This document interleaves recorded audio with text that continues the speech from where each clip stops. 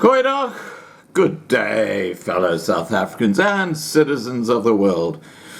And there's one thing that is just so predictable in South Africa. The self-interest.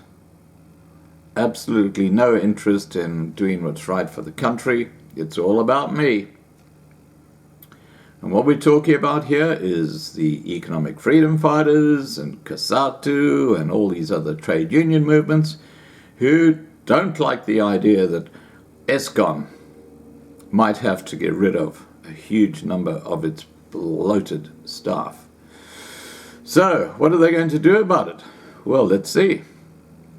The country's biggest trade unions and some political parties are gearing up to fight the planned unbundling of power utility Eskom, banks, the freezing of public service wages, and ensuring schools are safer this year.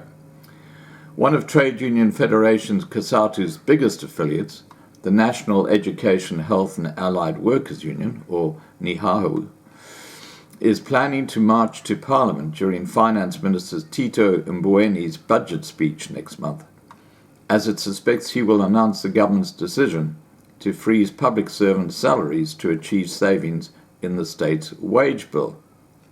Well, there's this very simple equation. The tax base is just disappearing out of South Africa, and we're talking about the wealthy people who pay taxes. They're going to, wherever they can, they're just fleeing South Africa. And of course, that tax base is just shrinking. So how are you going to keep paying the level of salaries that you are when the income is dropping so dramatically? You can't. It doesn't work. It doesn't compute. But L factor, Missy in action. NEHAWU was angered by Mbowene deputy David Masondo, who announced that President Cyril Ramaphosa's administration was seriously considering not increasing public servants' wages. The union has threatened to mobilize all of its 270,000 members and other workers to shut down government indefinitely and render the system ungovernable should the planned march not yield any positive results. So there you go.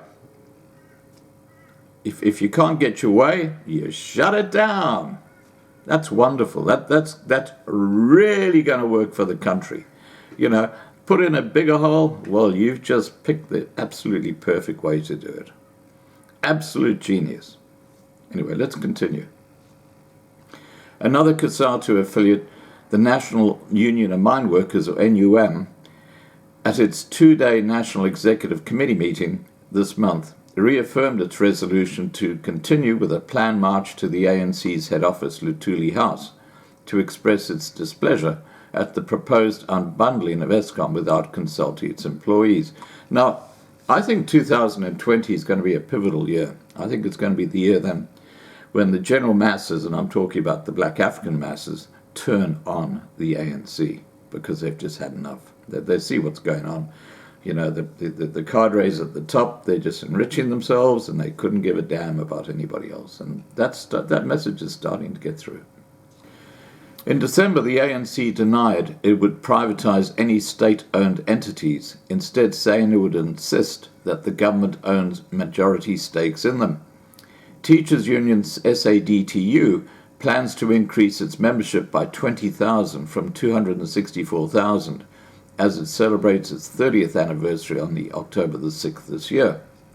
SADTU has also set its sights on tackling violence in basic education facilities through its I Am a School Fan campaign to ensure the communities plan an active role in ensuring safety.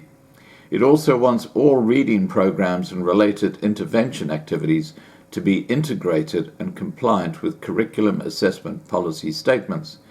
Meanwhile, the country's third largest political party, the Economic Freedom Fighters, has also announced that it is taking on the banks and the broader financial services industry in 2020, while also fighting King Mswati's regime in Eswatini. EFF leader Julius Malema has mandated the party's Mpumalanga structures to occupy the border between South Africa and Eswatini in the new year, while the DA will have a busy year as it holds its policy conference in April and its federal Congress in May. After the resignation of party leader Musi Maimane in October last year, the official opposition's chief whip, John Steenhuisen, replaced him as both parliamentary and interim leader. This followed the return of Maimane's predecessor, Helen Zille, in what many saw as a restoration of the party's old guard. All right, guys, so it looks like strikes are on the cards over the same old, same old.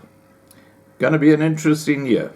Please remember to subscribe to be kept informed. Ring the bell for the updates. Please like this video. Please share this video. And above all, stay safe. Bye for now.